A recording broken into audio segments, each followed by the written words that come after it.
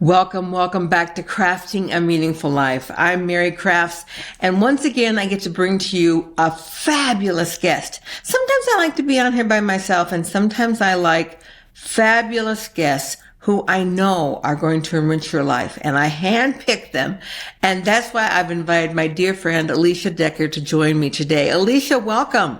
Thank you. It's such a privilege to be here and to get to visit with you and just share our wonderful life experiences together with the listeners. Well, that's something we definitely did together. We shared an amazing, truly incredible life experience together.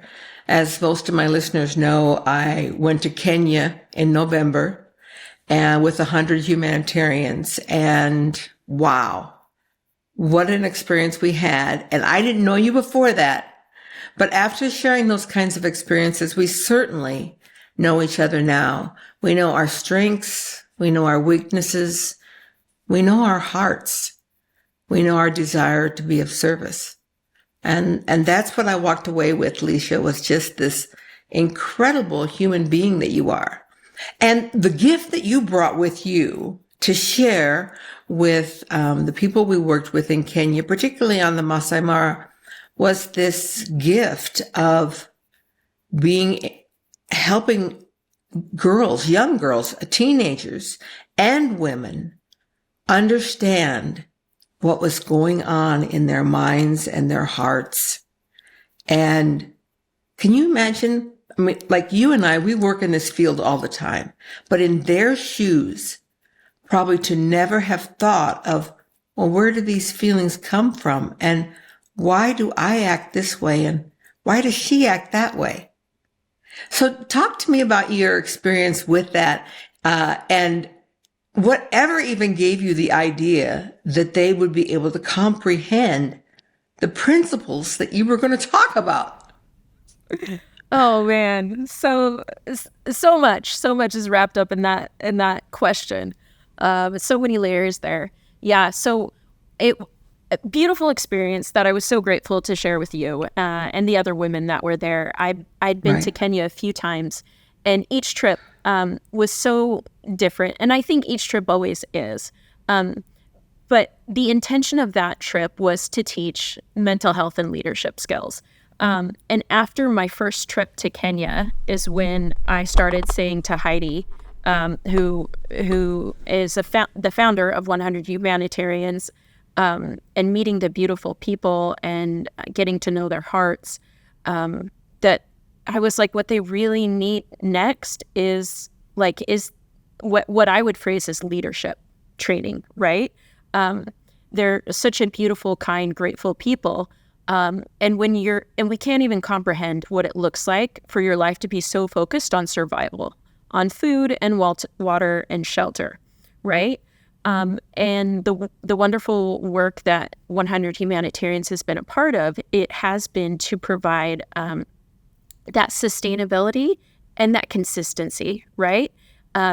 Because who cares about what you have to say as far as personal growth if you're hungry, and if you're thirsty, right? And so I said that to Heidi years ago, and then Heidi and I have worked together in other circumstances, and it kind of just came together in a very natural, beautiful way, where she said to me, I would really like you to come and be a part of this. And of course, we were running these leadership and training camps predominantly for the young women, and teenage girls specifically. And these young women had been recognized as the future leaders of Kenya, right, for their leadership capabilities. And what's so interesting, and you and I have both traveled extensively, right, to other countries, other cultures, and I would say that we both have a love for getting to know the differences and the similarities. And I would say that regardless of the country or the culture or anywhere I've ever been, the need to see yourself with love and compassion and understanding is paramount. It's a human need. Because how can you belong in the world if you don't see your worth? And how can you see your worth if you don't love yourself? And granted, those are the principles that we're taught. And I jokingly, not jokingly, right? Because there are constructs in all of our lives, whether they're religious, whether they're cultural. We have all been raised with constructs, and some of those constructs serve us and support us. And then at some point, maybe they don't anymore. And so what we taught was the love and compassion and understanding for yourself, which is so needed. And then how we taught it was just through our own construct of understanding your personality, strengths, and weaknesses. But what I love about having gotten to know you, Mary, and your message of oneness, because as we come to know and understand ourselves, we can extend that knowing and understanding and acceptance to others, and that creates the oneness, and that creates the belonging and acceptance that we all need, whether we grew up in New York City, whether we grew up in the Midwest, whether we grew up on the Masai Mara of Kenya. We all have the same human need to be seen and accepted and understood. And that is real love. And so I feel like if there is one thing that can make a difference in everyone's life, is that understanding. You know, I think you know this. When we talked about what you were going to be presenting, and that the piece that each of us on the trip would play in that presentation. I think you know what I thought. Well, I was just like kind of inside rolling my eyes thinking, this is a deep concept, honey. These are like people in Kenya. They're not going to get this. But what we learned was, you are so right. The basic needs of all of us, the basic personalities of people are universal, and that they did understand. Do you remember that one time? In fact, it was when we were in this school, and at the end, we asked questions to see if they understood. So what do you think the warrior is, and who do you think you are? And they were so clear that they had understood it, that even with our English and their limited English, even with an interpreter and their limited understanding the interpreter skills, they got it. And I was like, okay, this is a miracle. But that concept of oneness, it is not that I want people to be same. It's never the same that I want. It is rather that I want people to see their uniqueness and how that uniqueness is needed to create the whole. It's like building a puzzle. Without one piece, it's not the same. You don't ever hang on lacquer and hang on your wall a piece, a finished puzzle that's missing a piece. You need every piece in place to play their part for us to have a beautiful whole picture. So, Alicia, would you just go over the personality types that you taught these people? Because it was interesting. In their culture, the warrior was the ultimate. You wanted to either be a warrior or you wanted to be connected to a warrior. But not everyone is a warrior. And it was so hard for them to say, okay, perhaps I'm not the warrior. Perhaps I'm this. And the awakening was beautiful. So to explain to my listeners those personality types. Yes, I would love to. And if you're interested, we actually have, you can take this course for free on our membership site. So if you want, we can include that information for your listeners. Yeah, I do have that on the end of this podcast. Okay. All that information will be there. Yeah. Okay, perfect. Okay, so in some ways it's similar to other personalities types. In other ways, it's a little bit different. So there are 4 basic personality types. And the reality is we have all 4 within us. We tend to have a dominant and a secondary. So one we lead with and a second. There are some people that have a dominant and then their secondary and tertiary or their third are super, super close. I will, as I said before, it's a construct. I find it to be a helpful construct and a supportive one. If at any point it's not supportive for you, just set those things to the side. And so in the 4 personality types, the first one I like to talk about is dreamer. This is a fun-loving, outgoing, extroverted, relationship-oriented person. They're the life of the party. They always have, a song or a dance or whatever. Like, when you're ready to have fun, like they are the person to have fun with. They're light and they're bubbly. And everybody just naturally seems to love them, and they get re-energized by interacting with people.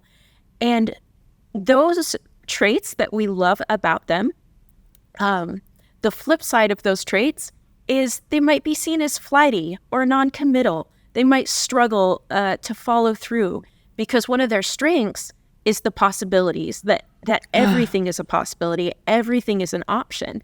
And so they will struggle to decipher, like, okay, what is the most supportive thing for me to focus on? And so it's just such a fun-loving personality. And we see them as not childish, but the most childlike. And so we joke that all children are dreamers until proven otherwise, because it's just that fun, loving, youthful energy. And then the second personality type is what we call a healer. And healers are your, quintessential traditional mothers. And that doesn't mean that all mothers are healers and that men can't be healers, but it is that introverted, relationship-oriented person. And so they're still very relationship-oriented, but it's not in that extroverted, big crowds, outgoing sort of way. It's at home. It's very nurturing. It's very soft and subtle, and they intuitively know how other people are feeling and how to meet other people's needs. It's a magic gift. As someone who is not a healer, it just seems magic to me. And so what is important to them is their comfort and the comfort of those that they love. And so they're naturally going to be very nurturing, very supportive, very caretaking. And doing those things is going to fill them with joy. The flip side of that is they can be very slow to make a decision because they don't want to move forward unless everyone feels comfortable. Because they so highly value their loved ones, whether that's people or children or animals. If someone in their life that they deeply care about isn't doing well, they're going to feel like their heart is not okay, because that's how connected they are to those that they love. And we look at those traits of caring for someone so deeply, and we appreciate that, and we all want a healer in our life that can nurture and love and support us. And they most naturally show other people unconditional love, but they will struggle to show themselves unconditional love, as we all do in different ways. I think you remember that when we were there in Kenya, I thought myself a healer, and I would always step forward and give an example of, this is a healer, because I want to hug all of you. Who wants to hug me? And that was. But now that you are describing them here and now, I'm thinking I might be a little bit more of a dreamer than I am a healer. Well, I don't have to think about that. And yet I feel like I'm a warrior. So who knows? I definitely see you as a warrior for sure. And through our life, because I'll use the term emotional maturity or emotional intelligence, and that's not a condescending term. That is, as we learn and as we grow, we learn to find strengths in the things that aren't our strengths. And Right. so you, with all your amazing, wonderful life experience and deep compassion for others, like I can totally see you as being a warrior dreamer, but also having that breadth of emotional maturity that says, I want to show up for people in this way, even if that wasn't my natural tendency before I became as experienced in life as I am.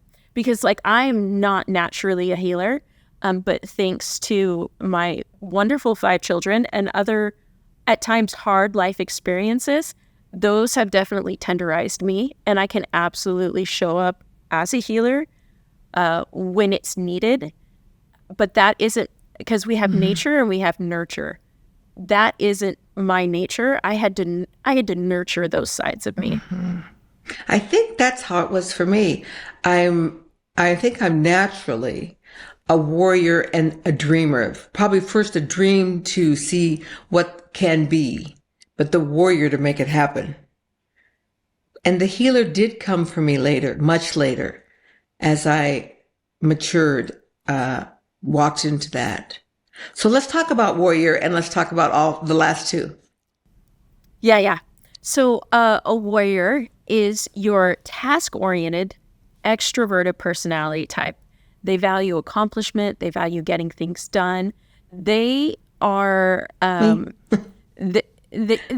exactly. They're like, where there's a will, there's a way. And sometimes in their less mature state, if someone says, well, I couldn't do this because of XYZ reason, the warrior is like, well, that's just an excuse, right? Because for the warrior, like there are no barriers that they can't, break through or figure it out. And I've given we tend podcasts to see that, on that very thing. I've given podcasts on. Don't you have an excuse now? Excuses are just fear. Just let go of that. That's one of the strengths of the warriors, right? And the healer and the warrior are opposite personalities. Their strengths are completely different, and their weaknesses are completely different. And this is the beautiful thing about the personalities, is because when you can look at yourself and say, hey, here are my strengths, and I like to call them growth opportunities instead of weaknesses, right. Which is a very warrior thing to do. Yeah. Totally. Yeah. But here's my strengths. Here's my opportunities for growth. I can recognize these things about myself, and I can also say, I am perfect as I am, and there's room for growth. I belong as I am, and there's room for me to learn and to grow and to better support myself and the people around me. And by doing that, the way I like to phrase it, that's when we separate what we value from our worth as a person, because it is a natural human tendency to try and earn our worth. And every single personality type will try and earn their worth through what they value. And that turns us into marionette puppets, the puppets with the strings on them. Yeah. Because we are all going to have life experiences that come along and pull on our worth ties. And we just feel like we have no control and we don't know what to do and we're worthless, right? And it's going to look different. The details are going to look different for every person, but the feelings and the emotions and the challenges behind them, that's just life, and it's just human nature. And if we can recognize, what we value, and the goodness and the gifts of what we value bring, and we can separate our worth as a person from what we value and say, my worth is innate, I brought it with me, I belong just as I am, that is when we can bring the beautiful gifts of what we value and remove all those barricades to self-love and compassion. And we need that love and compassion to be who we really are. Because as long as we think our belonging in the world is out there attached to something else, yeah, it's always going to come, life is going to come along and sweep our feet right out from underneath us. I thought about that as I stepped into retirement at age 65. Those 35 years of being a producer, a warrior, a doer, a make things happen. My And you were checklist. excellent at it. If I didn't, Still if are. I You're did still something excellent. before I wrote it down, Yeah. I would write it down just so I could check it off. Yeah. Yeah. And then when that's gone, what is there? What is my value? And fortunately, I had started down that road 15 years earlier at age 50. But I had to really step into it at age 65 as that list of doing for my worth was gone. And it had to be about who I was deep inside. Yeah. So our last personality type. Yeah. Yeah. Our last personality type is a thinker. And I don't want anybody to be confused, because one time I was explaining this to someone and they were like, oh, so the other personality types don't think. And I was like, no, that's not what I'm trying to communicate. So thinkers are also task oriented, but they're your introverted, task oriented personality. The world for thinkers is very black and white. They are always looking for the data and the logic and the understanding. So if you know someone in your life that reads the instruction manuals, that has systems and processes for doing everything, they Yep. are most likely a thinker. And we value them because they do not speak authoritatively on something unless they actually are Yeah. an authority on it, right? And so when they speak, we take what they have to say very seriously. And I joke that Gary Chapman's 5 love languages. Yep. I joke that that thinkers have another love language, and they offer love through evaluation. The Yeah. only problem is no other personality type receives love that way. And so why thinkers are very thorough and trustworthy, and they're very good at making things better and improving them. Other personality types tend to see them as critical and even cold. And aloof. And aloof, just Yeah. because of the personality Yeah. differences in how we naturally communicate. And so being able to see yourself in each of those ways. And here's the thing I love about the personality types, because I've taught this in so many different settings. Like dreamers are your creators that come up with the ideas. Healers are your detail-oriented people that make a plan. Your closers or your warriors, are your get it done. Like they will take action if you want something done, regardless the cost. Like they will get it done. And then your thinkers evaluate and tell you how to make things better. And there's so many different ways in life you can apply that. But in the cycle of creation, it's like, well, no, that is the cycle of creation of when it comes to almost anything. And you can see, like, we need every part. We need us to be different, and we need us to be able to understand each other and value each other for who we are, and see our strengths and be understanding of our growth opportunities. One of the things I find intriguing about the personality types that you've listed is that we do have those natural tendencies to be in one, maybe 2 shared, and then maybe 3, and then maybe eventually 4. But that you can make a conscious effort to learn more about the others and develop that inside of you. My oldest son is a thinker from the word get-go, and he wouldn't even imagine any other way of doing anything. But can you imagine having a conversation with somebody who just had his phone in hand so that he could Google check everything you were saying? Because he didn't want to agree with it unless it was like, for sure.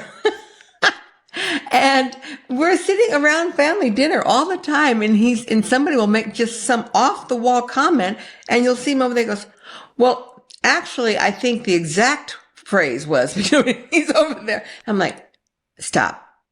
But he's now 42. And he has realized and come to realize that that is not always the best direct way to connection with other people. That not everyone is looking for him to be the smartest person in the room.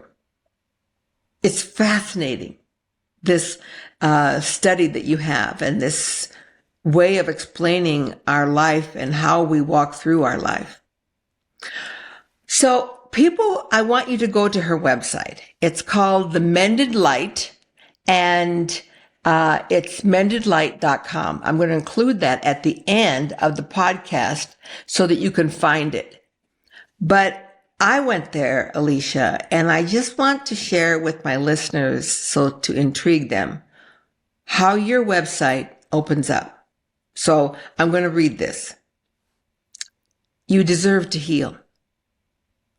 The effects of abuse and trauma are devastating to individuals and to families. While trauma is not your fault, healing is your opportunity. And when I read that, I thought, wow, what a beautiful invitation to step into healing. Because not all of us have experienced childhood sexual abuse, but definitely abuse. There's a very few people who have ever been unscathed by abuse and trauma. Whether it was the trauma of being, beat close to death as a spouse, or whether it was the trauma of something that we carried with us from our childhood, those things are real and are affecting our lives. So listeners, I want you to hear these questions and see if you would like the answers to any of them. On her website, right after the beginning, she goes on to say, having you ask these questions, what do I do if I have flashbacks of awful moments of reliving abuse? How can I handle being haunted by the feelings of unworthiness? How do I understand and accept that what I experienced was abuse, even though there were severe lies and manipulating and gaslighting? What will help me overcome the crushing shame along with the belief that it was all my fault and feeling unworthy of love? What do I do if my response to trauma is to hide from the crushing pain?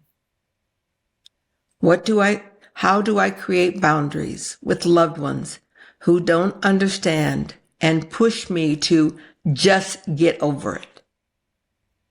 Alicia, as I read those questions that I know you have heard from people, I thought, wow, who among us has not thought one of those? And so many among us think all of them. The work that you are doing at the Mended Light is simply incredible. I'd like you, just as we close, to choose one of these to answer as your arms to reach out and help. Which one would speak to you most? Absolutely. Well, if it's not too much, because here's the thing. I'm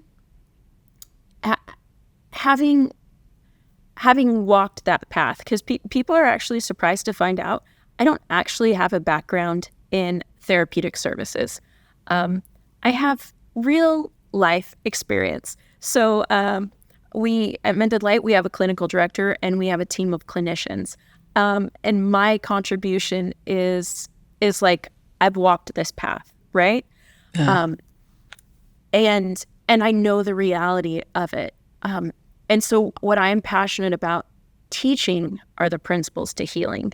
And then we give ideas and understanding of what it could look like for you. But one of the reasons why we so often start with the personalities course. It's fun, it's easy, it's applicable. Everybody loves to go through the process of self-discovery. And so often when we're talking about healing, it feels heavy. And so we love to use the language of hope and humor, because that's so often missing from the space. Because you can talk about the devastation and the reality of it, and you can do it with hope, and you can do it at times when appropriate with levity also. But what keeps us from healing is the judgment. And it's the personal self-judgment, and it's the taking responsibility for things that were never our responsibility. But we did that in the moment to make sense of what we were experiencing. And so it got us through. And so I have this saying of what used to keep us safe may now be keeping us stuck. And the reason why I love to start with the personalities is it's shining a light on your strengths. It's shining a light on your goodness. It's shining a light on who you really are. And the trauma comes not from the experience per se, but how we interpret that experience. And when we interpret it in a way that it's our responsibility or it's our fault, which is the natural human way for all of us to interpret it, that is what creates dissonance for ourselves. We've created a part of ourselves that we've rejected that says, because I experienced this, it must mean I'm unlovable. Because I experienced this, it must mean I'm unworthy. And that's simply not true. And that unlearning of those untruths and the relearning, and I say it's relearning because I do believe there is a core part of us in our DNA that knows the truth, that knows our value, that knows who we really are, and it just got covered up. And so if we can learn the tools of love and compassion, we can learn to accept those rejected parts of ourselves. And all of us, whether we experienced on the spectrum of trauma, whether we experienced one end or the other, all of us have rejected parts of ourselves. And so if we can make friends with those rejected parts of ourselves, if we can put down the judgment, and the antidote to judgment is self-compassion, we can then step into love and understanding and acceptance. And while it's a beautiful thing to have wise men and women in our life to show us that love and understanding and acceptance, even if nobody else in our lives can show us that, we can find it within ourselves if we understand the principles of truth. Yeah, I love that. And I think what I really value about you, Alicia, is that, and your company and the services you offer, which emanates from your soul, is that you give people hope and really instill in them that healing is possible.